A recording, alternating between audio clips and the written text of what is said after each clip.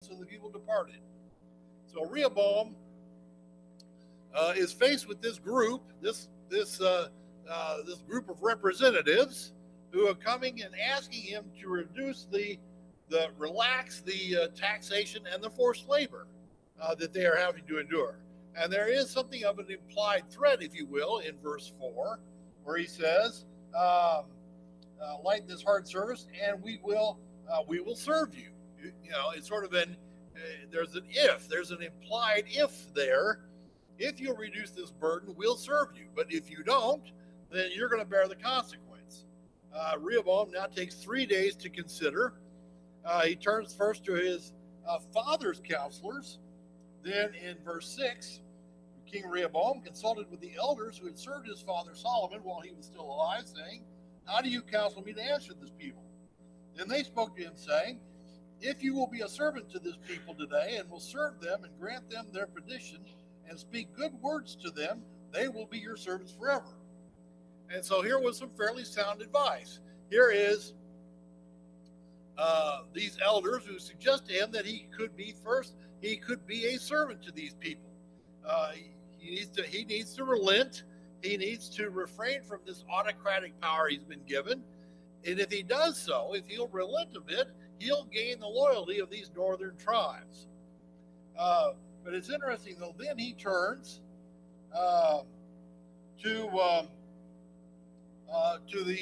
men he grew up with, to the young men who've grown up basically surrounded in the court with him.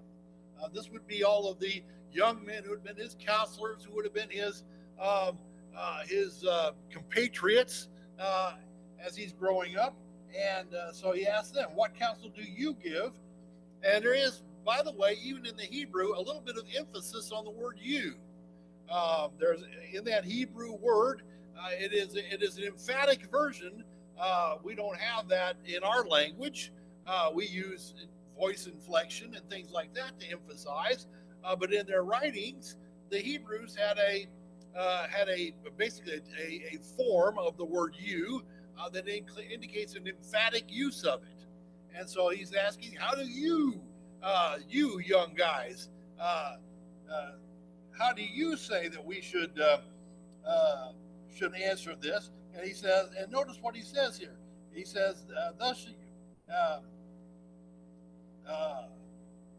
what counsel do you give that we may answer? Notice he includes himself with these young men. It's not that I may answer, it's that we may answer.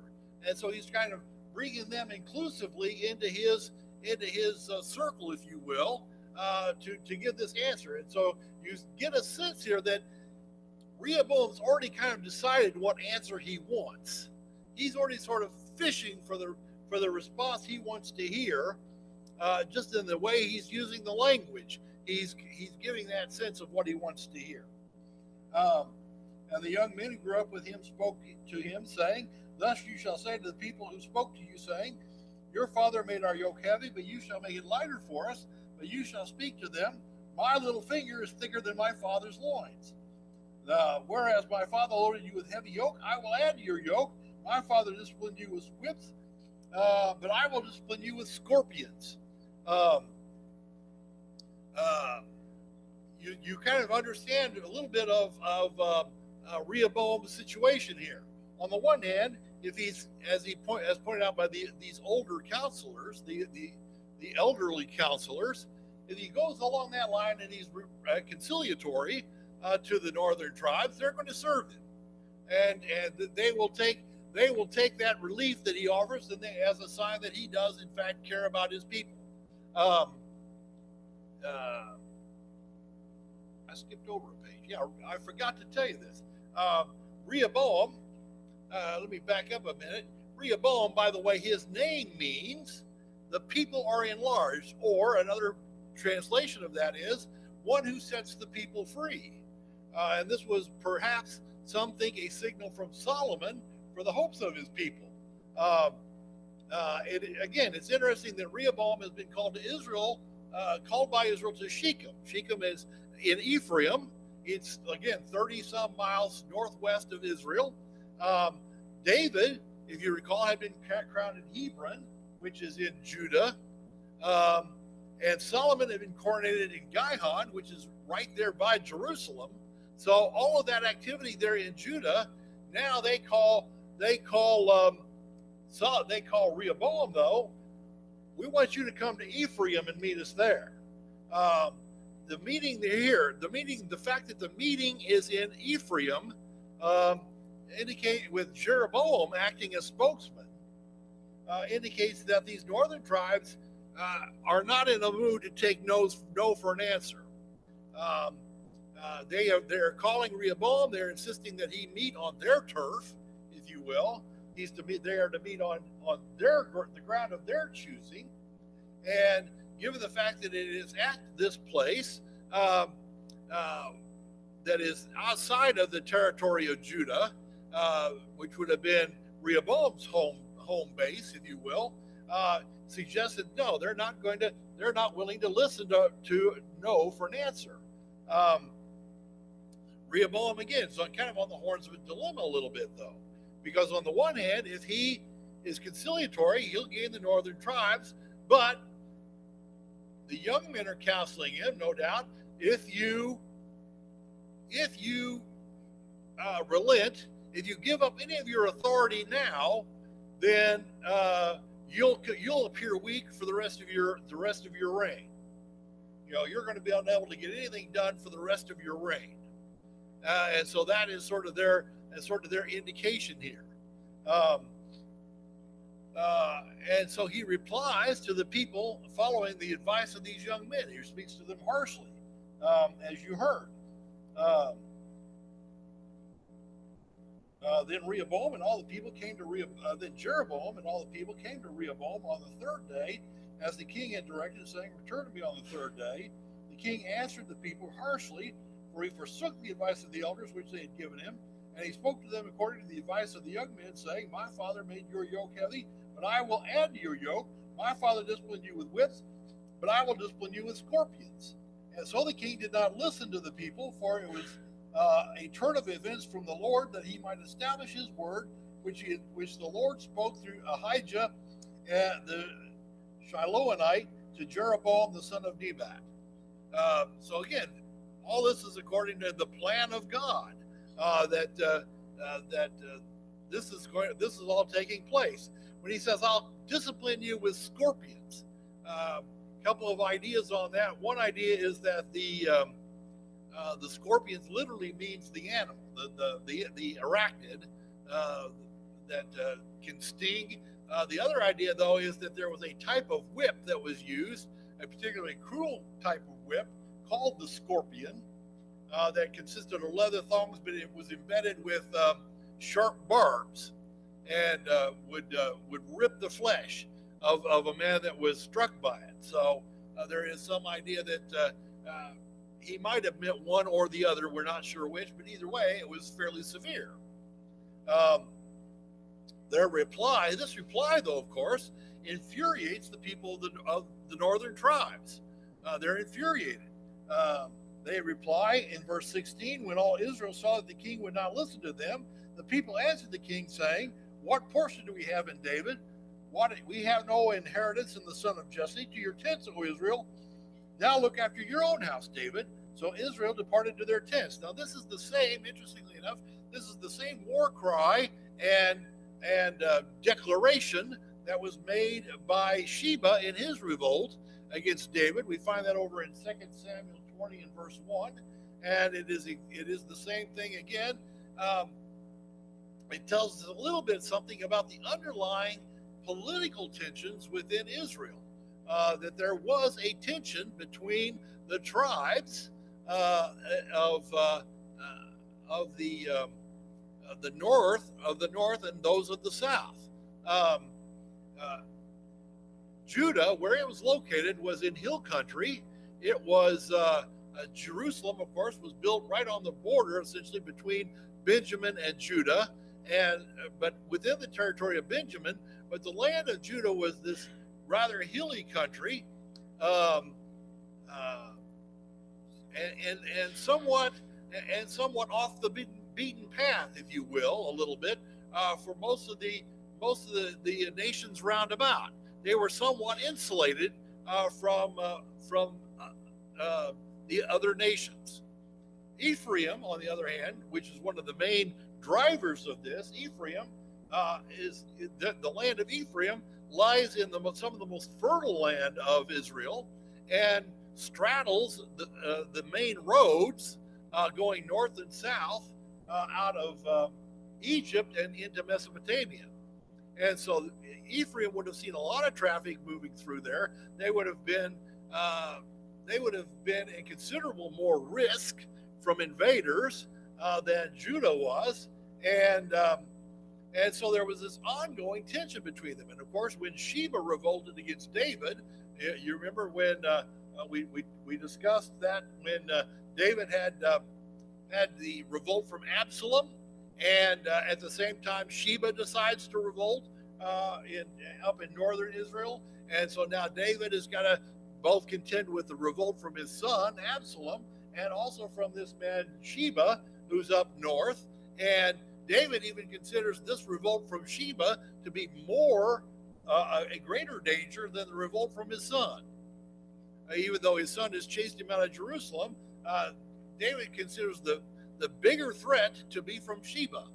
And so he dispatches Joab and most of his army to crush the rebellion of Sheba. But you again see that tension, that friction that's happening, because David and even Solomon in these taxes and in these forced labor, what are they doing? Well, they're building up Judah.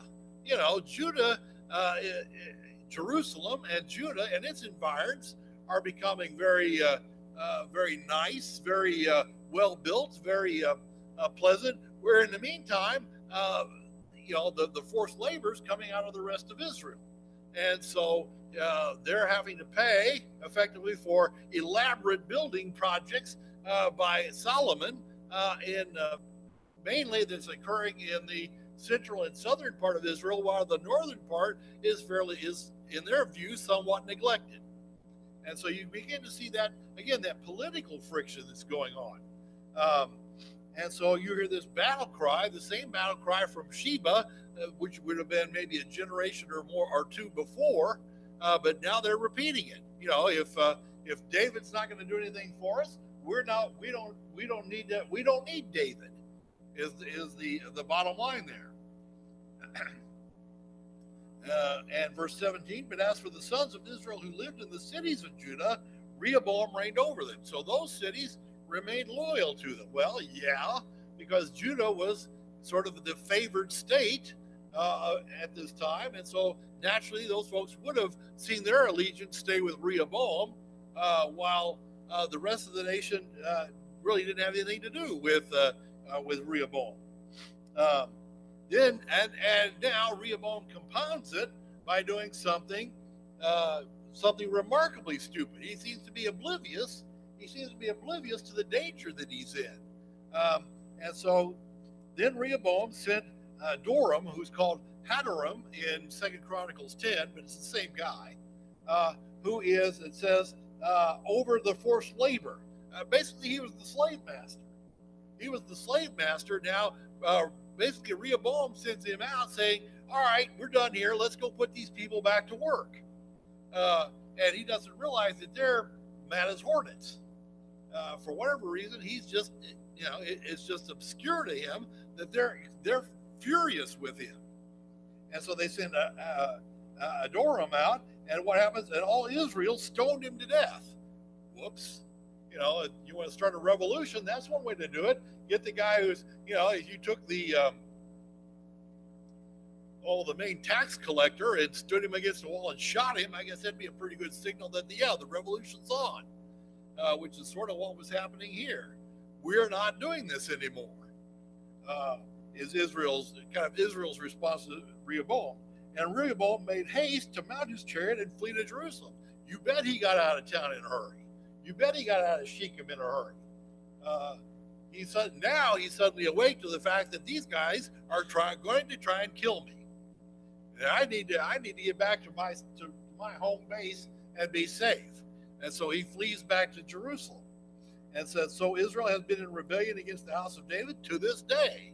And so this is, of course, the writer of Kings, who's writing, centuries now after the fact, but still pointing out that yes, this revolution still, this division is still going on.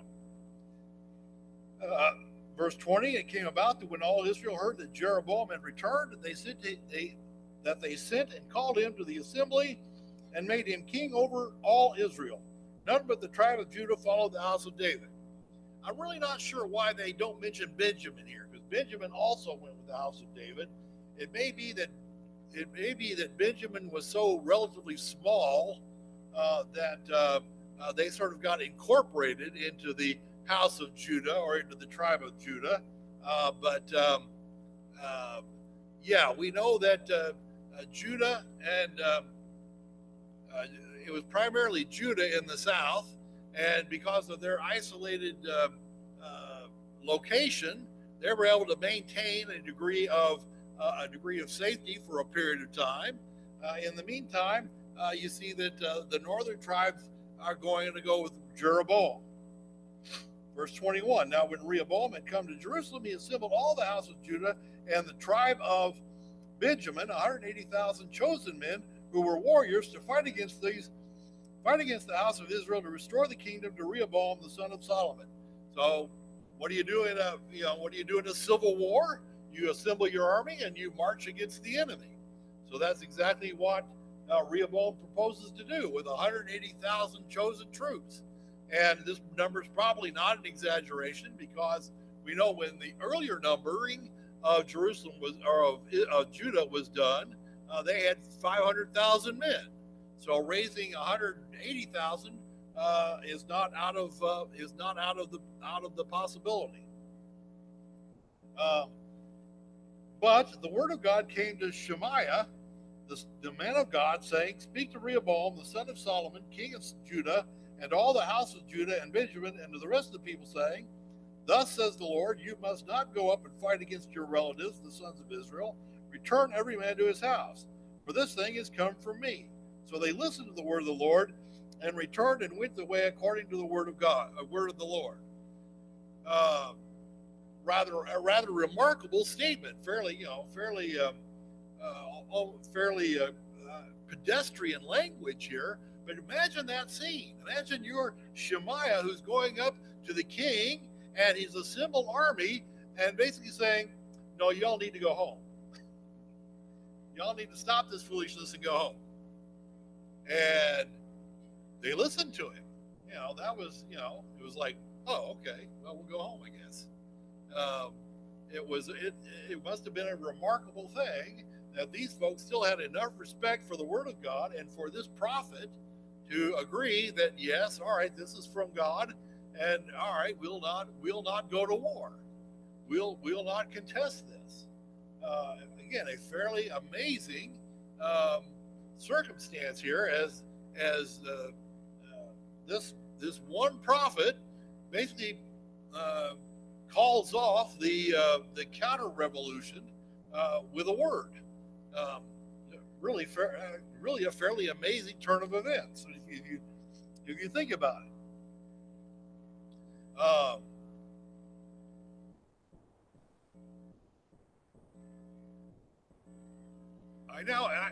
Now I want to continue our attention in 1 Kings 12, where we talk about Jeroboam here, okay?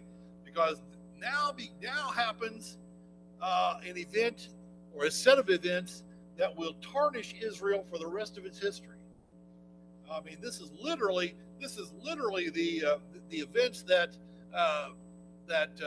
turned Israel into an outcast society, if you will, and will tarnish them for the remainder of their history. You recall back in 1 Kings. You recall back in 1 Kings 11, when Ahijah, the prophet Ahijah, had gone to Jeroboam and had told him, this is what was going to happen. I'm going to tear 10 tribes away from the house of David, and I'm going to give it to you. And we noted what he said there in verse 38 of this is 1 Kings 11. He He says, then it will be that if you listen to all that I command you and walk in my ways and do what is right in my sight by observing my statutes and my commandments, as my servant David did, then I will be with you and build you an enduring house as I built for David, and I will give Israel to you. That was the promise from Ahijah, from God through Ahijah. And Rehoboam had seen this happen. He had just now seen this happen. The northern tribes, the 10 tribes, have been given to him. He's now king of the northern tribes. And so he's seen this prophecy come true.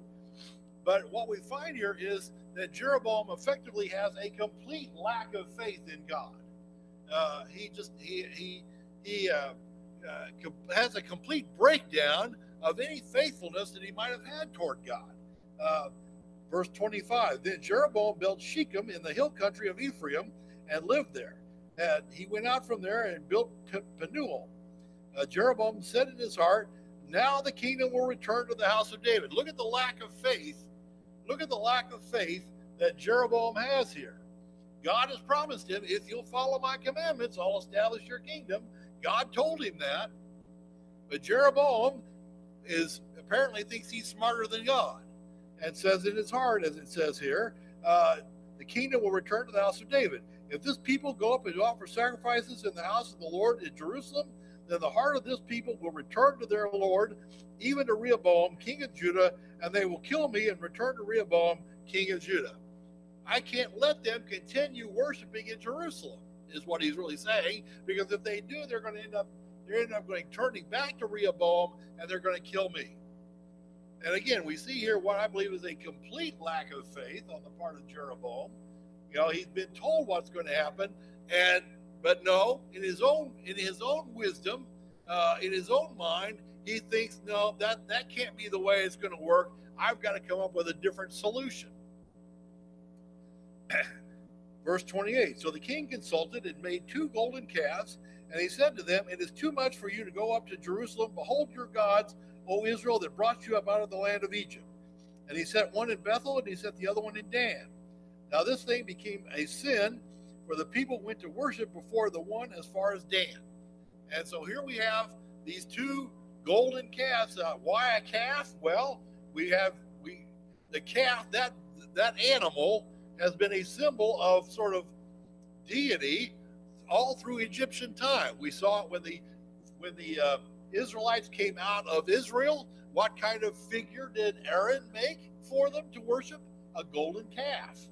And that image, that animal, is even tied, of course, to Baal worship and other Canaanite worship as a symbol of fertility and as a symbol of strength.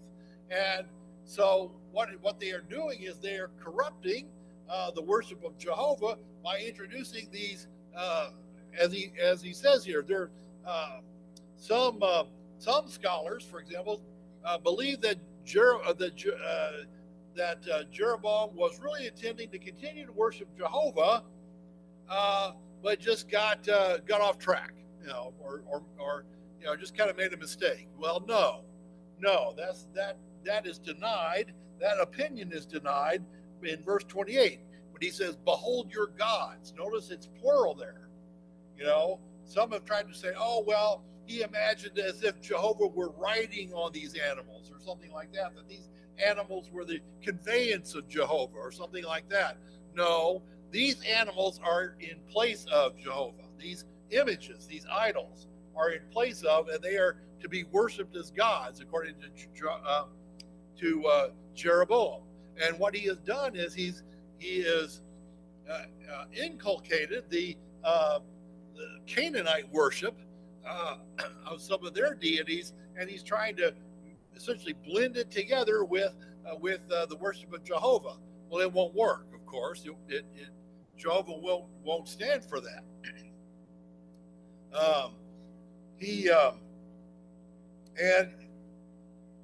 And of course the people, the people in this area in northern Israel, remember they are in frequent contact with the Canaanites that live among them and with some of the other nations around them on their border who worship a variety of deities. And so for whatever reason, they accept this this behavior fairly willingly, um, and began to worship.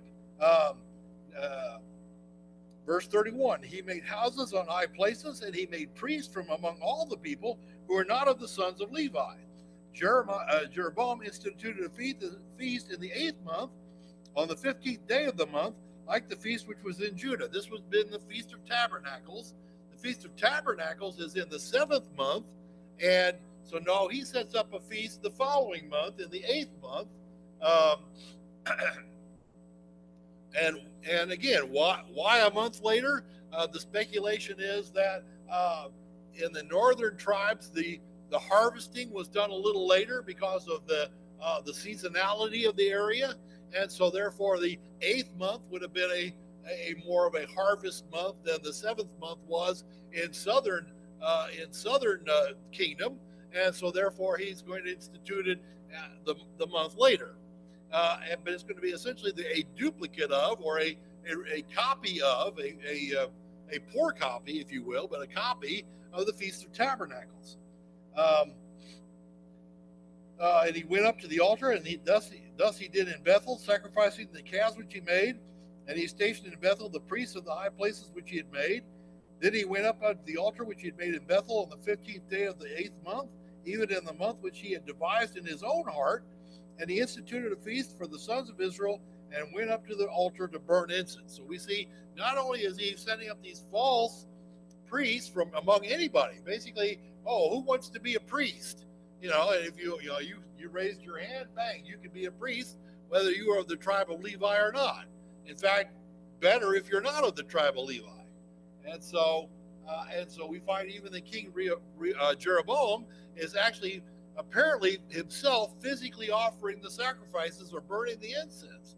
He's joining right in where he has no right to go. And of course, this became part of their worship and was an ongoing sin for the nation of Israel. And God will warn them about it over and over and over again until finally the northern kingdom is wiped out. And of course, we'll see that in the history here.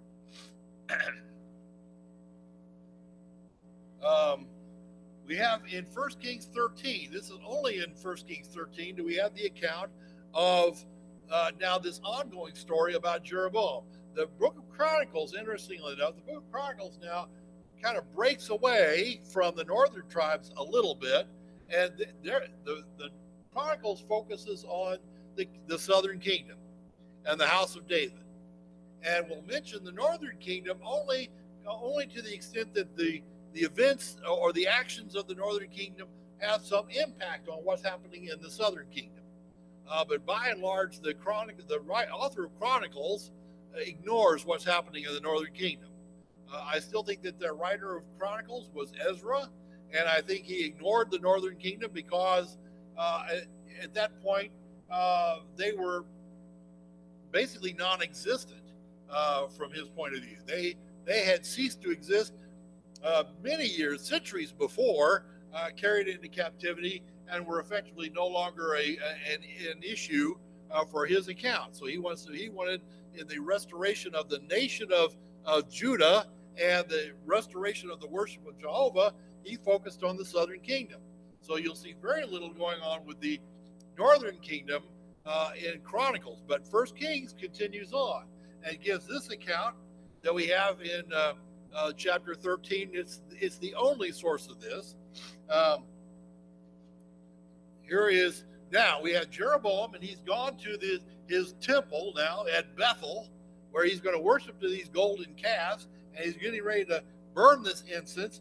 And verse 13, verse 1, now behold, there came a man of God from Judah to Bethel by the word of the Lord, while Jeroboam was standing on the altar to burn incense. So it's right in the middle of the service, if you will, right in the middle of the ceremony, as Jeroboam is undertaking this usurpation of authority. And he cried against the altar by the word of the Lord and said, O altar, altar, thus says the Lord, behold, a son will be born in the house of David, Josiah by name, and on you he shall sacrifice the priests of the high places and burn incense on you, and human bones shall be burned on you. Um, this is a fairly amazing pronouncement here because, first of all, here is a prophecy about a man, Josiah, who will burn bones on you. He's going to utterly desecrate this altar, but he's given by name Josiah, and Josiah is not going to be born for another 300 years, which is kind of interesting. Yeah, he's telling him, he's telling him the long game. Josiah, a man is going to be born, but he's not going to be born for 300 years. And when he does, he's going to eradicate this worship here. Verse 3, then he gave a sign the same day, saying, this is the sign which the Lord has spoken. Behold, the altar shall be split apart, and the ashes which are on it shall be poured out. Now, when the king heard the saying of the man of God, which he cried against the altar in Bethel, Jeroboam stretched out his hand from the altar, saying, seize him. But his hand which he stretched out against him dried up, so that he could not draw it back to himself. The altar was also split apart, and the ashes were poured out from the altar according to the sign which the man of God had given by the word of the Lord. Now, a couple of things, obviously a couple of very dramatic, dynamic things happen here. Josiah, recovering from the shock of being interrupted in this service, reacts with rage and is going to have this guy, seize him and probably have him put to death. Instead, suddenly he finds his hand is paralyzed. He can't even pull it back. The other thing is that just as this man has said, the altar splits apart and dumps the ashes on the ground. The ashes were not allowed to be dumped on the ground in the sacrifice to Jehovah. If we look over in the book of Leviticus, I did not put that on the chart, I should have, but it's Leviticus. If you look at Leviticus chapter 6,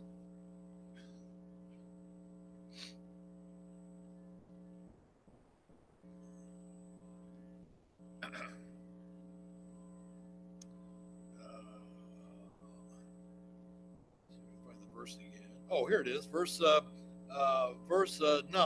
Command Aaron and his son, saying, this is the law of the burnt offering. The burnt offering shall be remain on the hearth on the altar all night until the morning, and the fire on the altar will be kept burning on it.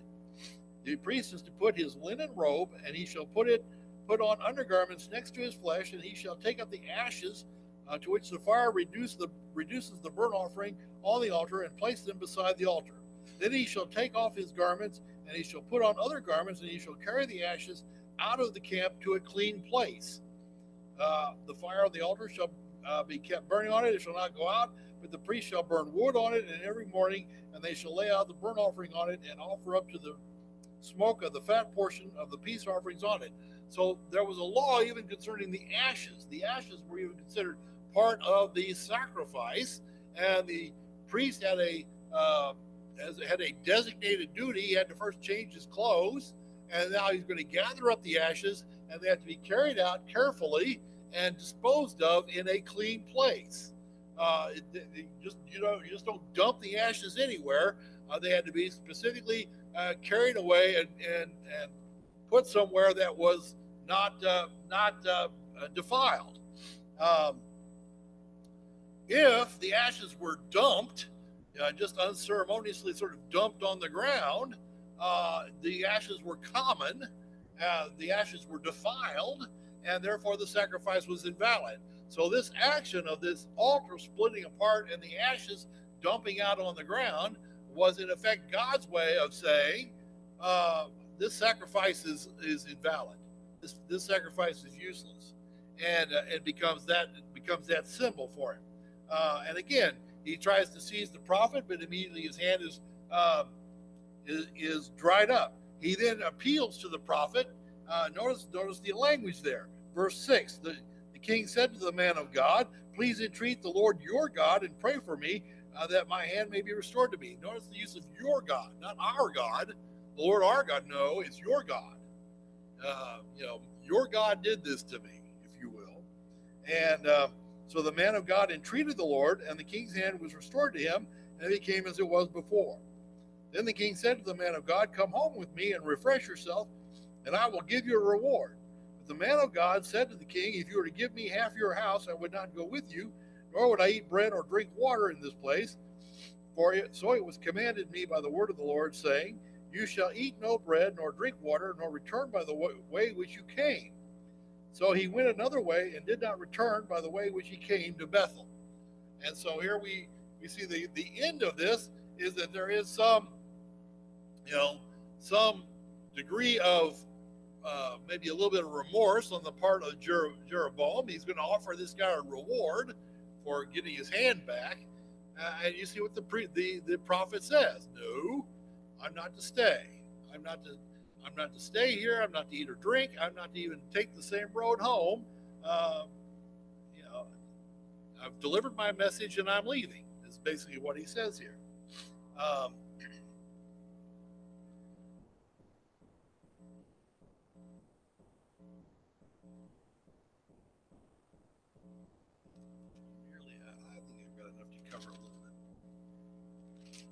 We see what happens next, though, and most of us know this story. We've heard this story probably a number of times in sermons here in this building, because this is a very good story. It's a very compelling story.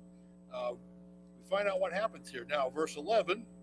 Now an old prophet was living in Bethel, and his sons came and told him all the deeds which the man of God had done that day in Bethel, the words which he had spoken to the king. These they also related to the king, to their father. Their father said to them, which way did he go? Now his sons had seen the way in which the man of God who came from Judah had gone. Then he said to his sons, saddle the donkey for me, and they saddled the donkey for him, and he rode away on it. He went after the man of God and found him sitting under an oak, and he said to him, are you the man of God who came from Judah? And he said, I am. Then he said to him, come home with me and eat bread. He said, I cannot return with you, nor go with you, nor will I eat bread or drink water with you in this place. For a command came to me by the word of the Lord, you shall eat no bread, nor drink water there. Do not return by going the way which you came. He said to him, I also am a prophet like you, and an angel spoke to me by the word of the Lord, saying, behold, bring him back with you, that he may to your house, that he may eat bread and drink water. But he lied to him. So he went back with him and ate bread in his house and drank water. Now, obviously, we see a lot here, and we pick up a lot here. First of all, we might ask the question: why does this old prophet seek the presence, seek the companionship of the young prophet? And there are at least two theories that are advanced by Bible scholars. One is that the old prophet wanted to sort of test the young prophet to see if he really was authorized by God to deliver the message. Is this, in fact, really from God, this message that you're delivering? That as he says here back in verse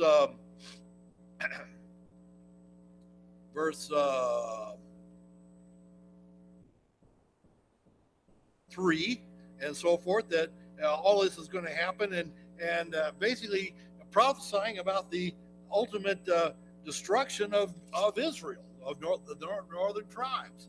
And so he's going to test him on that. The second, not, this may not be the only alternatives, but there are at least two. The second one is that he wanted to have this young prophet who has now delivered this curse on Israel, but perhaps he's wanting it mitigated for himself and his house. Why is this old prophet who still believes in God living in Bethel, which is now going apostate? That becomes part of the question.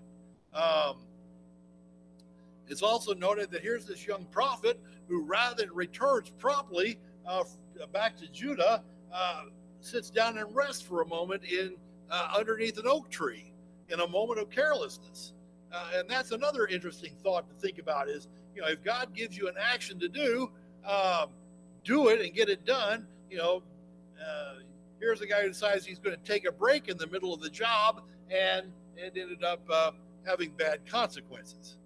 And as we read this, and we've realized that the old prophet lied, we are reminded of the text in 1 John 4:1, beloved, believe not every spirit, but try the spirits whether they are God. Here was a young man who believed this old prophet when he lied to him, and suffered the consequences. All right, I will stop there. We'll continue on with this part next week. I appreciate your attention this morning.